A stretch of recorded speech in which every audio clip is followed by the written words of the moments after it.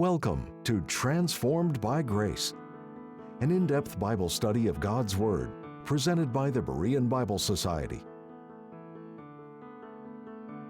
Join us each time on this station as Pastor Kevin brings the transforming message of God's grace revealed through the Holy Scriptures.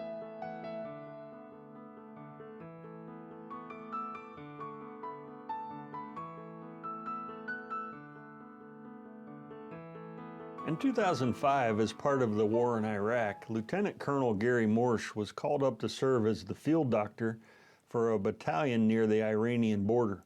He wrote this: "One day I was supposed to travel by convoy to a military hospital in Baghdad to accompany a prisoner with a severe abdominal infection. But the mission was canceled after a bomb hit a convoy returning to camp. That was the third time in 5 days that one of our convoys had been hit, so we waited until a nearby combat unit could beef up security. A day later, we headed out.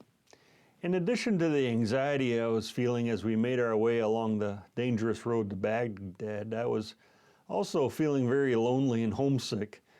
When I realized that it was Sunday and that I was going to miss chapel services again, I grew even more depressed. I decided to fight off my sorrow by listening to some praise music on my MP3 player. The first song I listened to contained these lyrics: "Surely the presence of the Lord is in this place. I can feel His mighty power and His grace." Speeding toward Baghdad, crammed into the back of a Humvee, I sensed the presence of God as never before. I felt enveloped by Him. God around me, before me, behind me, God above me, God in me. I peered through the thick bulletproof window at Iraqis in their flowing robes, their mud-walled houses, children at play, the tall and stately palm trees. And just as surely as I felt the presence of God in that Humvee, I sensed God's presence in all that I saw here in this desolate country with the Shiites, the Sunnis, the Kurds. God was surely here, and I was filled with a deep sense of peace. I was still concerned about the road ahead, but I had a sense of calm and contentment. It had nothing to do with bravery or courage on my part, but everything to do with knowing that God was with me always. And this peace lasted throughout my remaining time in Iraq. In Genesis 39, we are told repeatedly how the Lord was with Joseph while he was in Egypt. And this is where Joseph's strength and peace was found, and it's where ours is found too, knowing that God is always there. Any ideas that Joseph was ever abandoned by the Lord are removed. The chapter tells us many times that the Lord was with Joseph, neither being unjustly sold into slavery, nor forcibly removed from his father and his home, nor being unjustly accused by Potiphar's wife and imprisoned, were events that signaled any temporary loss of God's presence in Joseph's life. God was there through it all, and with Joseph in it all. Genesis 39 verses 1 to 6 read, "And Joseph was brought down to Egypt, and Potiphar, an officer of Pharaoh, captain of the guard, and an Egyptian, bought him of the hands of the Ishmaelites, which had brought him down thither. And the Lord was with Joseph, and he was a prosperous man, and he was in the house of his master, the Egyptian. And his master saw that the Lord was with him, and that the Lord made all that he did to prosper in his hand. And Joseph found grace in his sight, and he served him, and he made him overseer over his house, and all that he had he put into his hand. And it came to pass from the time that he had made him overseer in his house and over all that he had, that the Lord blessed the Egyptian's house for Joseph's sake, and the blessing of the Lord was upon all that he had in the house and in the field. And he left all that he had in Joseph's hand, and he knew not aught that he had save the bread which he did eat. And Joseph was a goodly person and well favored." From the pit into which Joseph was cast by his brothers, he was passed into the pit of slavery in Egypt. The caravan of Ishmaelites and Midianites carried Joseph down into Egypt, and he was sold by this caravan for an unknown price to an Egyptian man by the name of Potiphar. The name Potiphar means devoted to the sun. It was a name connected with the religious system in Egypt, which venerated Ra, the god of the sun. Sold into slavery, Joseph had no control over his destiny. He was bought and sold like a piece of property. Joseph's brothers probably expected that he would be sold as a common laborer in a heavy construction project. Yet by God's mercy and providential working, Joseph was sold to an important official in the Egyptian royal court. According to Genesis 37:2, Joseph was 17 years old when he was sold into slavery. Genesis 41:46 tells us he was 30 years old when Pharaoh promoted him. In Genesis 41:1, we learn that Joseph was in prison for 2 years before his promotion. What all this tells us is that Joseph was a slave in Potiphar's house for 11 years. Potiphar was an officer of Pharaoh, captain of the guard, verse 1 points out. He was a highly trusted officer in the government of Egypt, which was the world's superpower at that time. As captain of the guard, this meant that Potiphar was the head of Pharaoh's personal security force, the soldiers that protected the Pharaoh of Egypt, and who also were the executioners of the sentences passed by the sovereign on criminals and offenders. Verse 2 states, "And the Lord was with Joseph." The Lord had previously promised to be with Joseph's grandfather Isaac and his father Jacob. In Genesis 26:24, the Lord told Isaac, "I am the God of Abraham, thy father. Fear not, for I am with thee, and will bless thee." In Genesis 28:15, the Lord told Jacob, "And behold, I am with thee, and will keep thee in all places whither thou goest, for I will not leave thee." And we find in this chapter that the covenant-keeping God of the patriarchs was with Joseph, this son of Jacob, who was far from home in Egypt. The Lord did not abandon Joseph. He was present and he was involved in Joseph's life. And the Lord is with each believer in Christ. We are never alone. We always have the Lord with us wherever we are and wherever we go. It seems odd to read in connection with a slave that he was a prosperous man. How could one be prosperous in the position of a slave? But it was due to the fact of the Lord being with him. Joseph's faithful work was productive and he succeeded in all his tasks. God cared for, protected, and blessed Joseph. Even Potiphar could plainly see that Joseph was blessed and that the reason that everything he touched prospered and was successful was due to the fact of a divine source and that the Lord was with him. By his trust in God and diligent work and blessing from God, Joseph showed Potiphar the reality of the true and the living God. And we can live out this same principle today as others can see the difference that Christ makes in our lives by the way we work and by the way we trust him. Joseph was a hard and determined worker. When he came to Egypt, he was at a great disadvantage. He knew nothing of the language, the culture, customs, or ways of doing business. With determination, however, he put his head down, he did his job, and he learned Egyptian ways. Because of God's blessing and Joseph's faithfulness, Joseph found grace or favor in Potiphar's sight. And Joseph was advanced in his position, even as a slave. And Potiphar made him overseer over his house. And all that he had, he put into his hand. This involved authority as the steward of Potiphar's whole estate. Joseph had oversight over all things, both in the house and in the field, verse 5 says. Potiphar put all that he had or possessed into his hand or under Joseph's care. He trusted him with everything. And Joseph had earned that right in Potiphar's sight. Joseph experienced a tremendous promotion from a common foreign slave to running the household of one of the top officials in all of Egypt. And from the time that Potiphar made Joseph overseer of his house, the Lord blessed his house. The Lord's blessing was on all that Potiphar possessed.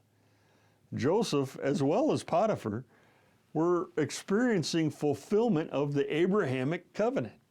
Verse 5 states that the Lord blessed the Egyptian's house for Joseph's sake. God promised Joseph's great-grandfather, Abraham, "I will bless them that bless thee, and in thee shall all families of the earth be blessed." The blessing of Potiphar's house was due to Joseph's presence and God blessing through Abraham's seed. So we see in a small form, in one household, through one of Abraham's descendants, how God's plan in the past was to bless all the families of the earth through the descendants and nation that would come from Abraham. Verse 6 states that Potiphar left all that he had in Joseph's hand, and he knew not aught he had save the bread which he did eat. Potiphar trusted Joseph so much that he didn't even bother to check up on him, and he never even demanded an accounting. He didn't have to hire a CPA to go over the books. He believed in the integrity of this young man. Potiphar had given him so much responsibility and delegated so much to him that he no longer knew the full extent of his own business affairs or possessions. He knew not aught he had, verse 6 says. And Potiphar concerned himself only with his own meals and the bread that he ate, because everything else was taken care of, running smoothly, and was prospering. Verse 6 closes stating that Joseph was a goodly person and well-favored. The Bible seldom mentions a person's physical traits, but this means that Joseph was handsome in appearance. The reason this is brought out, however, is because of what happens next with Potiphar's wife. We'll be returning to the program in just a minute, but first we'd like to take this time to thank you, our partners, for making these programs possible. If you would like to access our library of helpful Bible study tools, go to BereanBibleSociety.org. Grace in Gray Areas is an 18-page booklet taken from episode 71 of our program, Transformed by Grace, written and taught by Pastor Kevin Sadler, president of the Berean Bible Society. We cannot ignore the fact that we are all different. We have different viewpoints, different opinions, different paths, different preferences, different ways of solving problems. As we live by grace, we must receive and accept one another and the differences that are among us. To order your copy, contact the Berean Bible Society for pricing and availability at 262-255-4750 or visit our website at www.bereanbiblesociety.org. This message is also available on DVD. To receive our free full-color 32-page monthly magazine, The Berean Searchlight, call 262-255-4750 or subscribe online at www.bereanbiblesociety.org. Thank you again for your generous gifts. And now, back to the teaching with Pastor Kevin.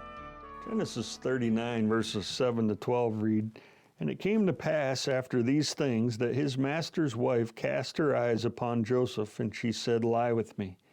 But he refused, and said unto his master's wife, Behold, my master wotteth not what is with me in the house, and he hath committed all that he hath to my hand. There is none greater in this house than I, neither hath he kept back anything from me but thee, because thou art his wife. How then can I do this great wickedness and sin against God? And it came to pass, as she spake to Joseph day by day, that he hearkened not unto her, to lie by her, or to be with her. And it came to pass about this time that Joseph went into the house to do his business, and there was none of the men of the house there within. And she caught him by his garment, saying, Lie with me. And he left his garment in her hand and fled and got him out." All was going really well for Joseph. He was blessed by God, trusted by his master. Everything was flourishing in the household of Potiphar.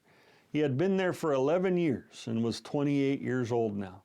But then came a day that his master's wife cast her eyes upon Joseph, and she said, "Lie with me." The sin of Potiphar's wife began in her eye. Casting her eyes means that she cast longing eyes upon Joseph. Potiphar's wife was then undeniably forward towards Joseph. She throws herself at him and boldly tells him to lie with me.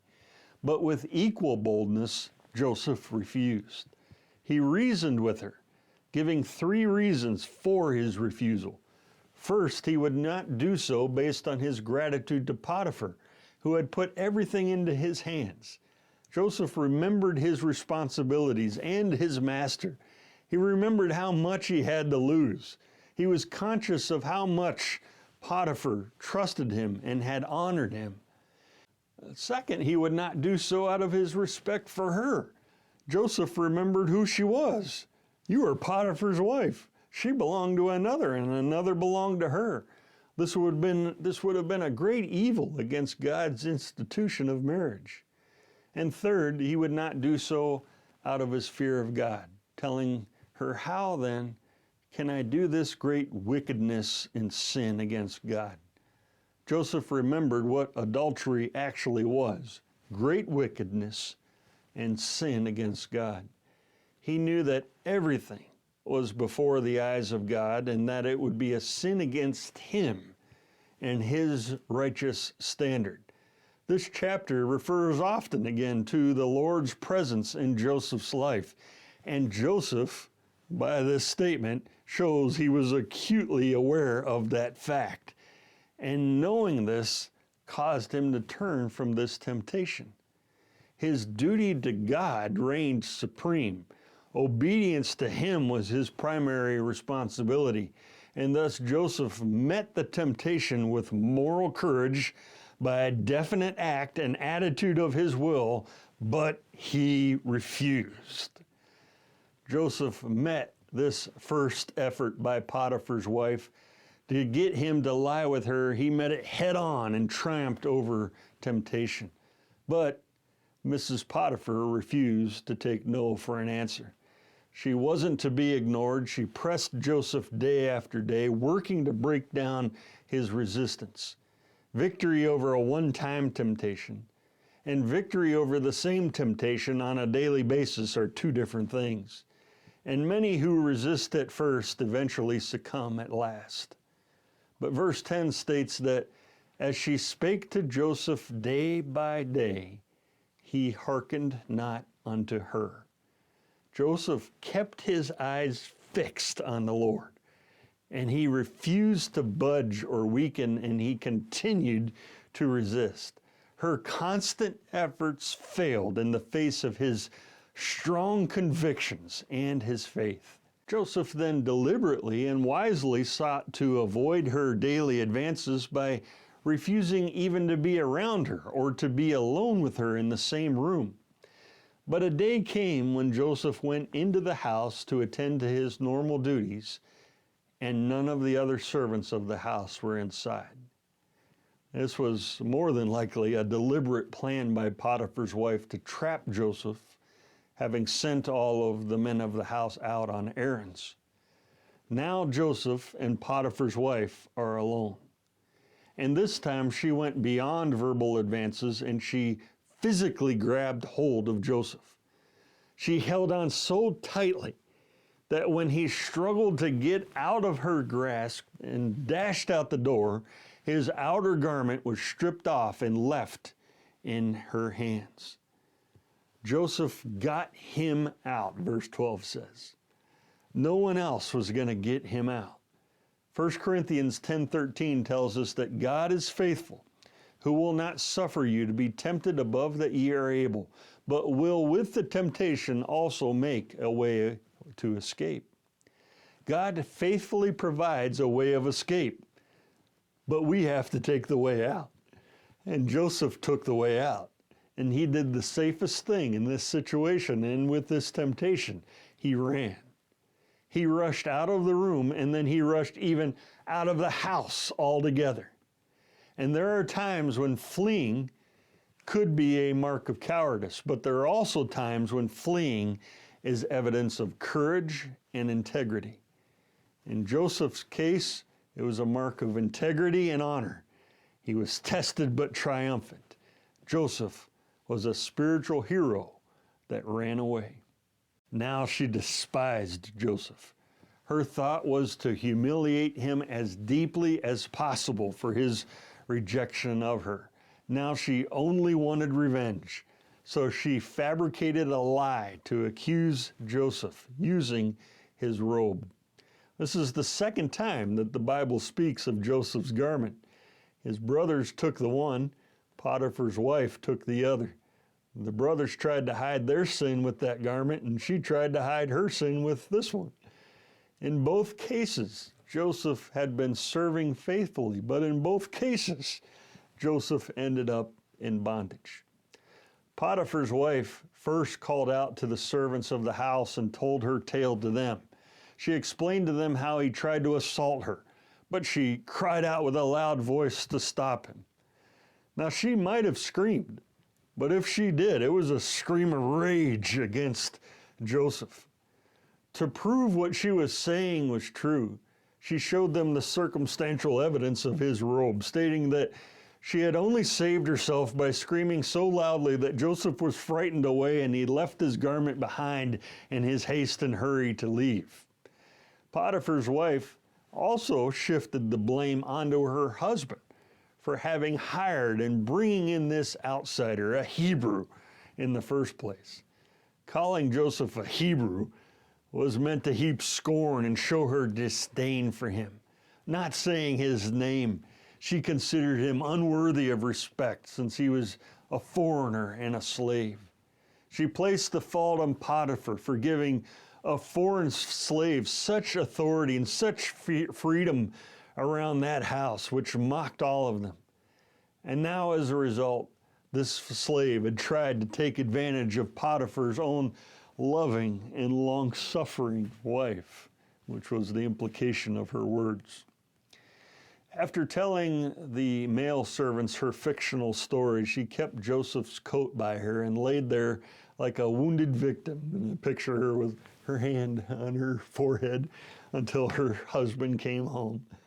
And then she repeated her tale of woe and her batch of lies to him. Joseph was innocent, but the circumstances and his position as a slave were against him. Potiphar's response was predictable, and naturally there was going to be an emotional reaction to such an accusation. He took the words of his wife at face value, and he believed them, and his wrath was kindled.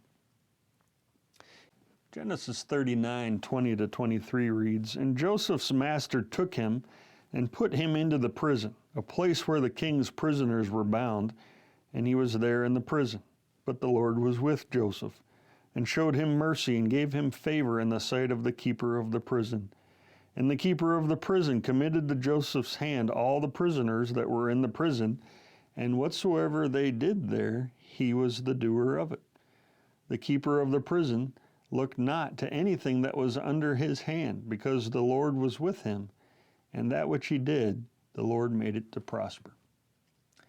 In verse 19, we see that Potiphar's wrath was kindled.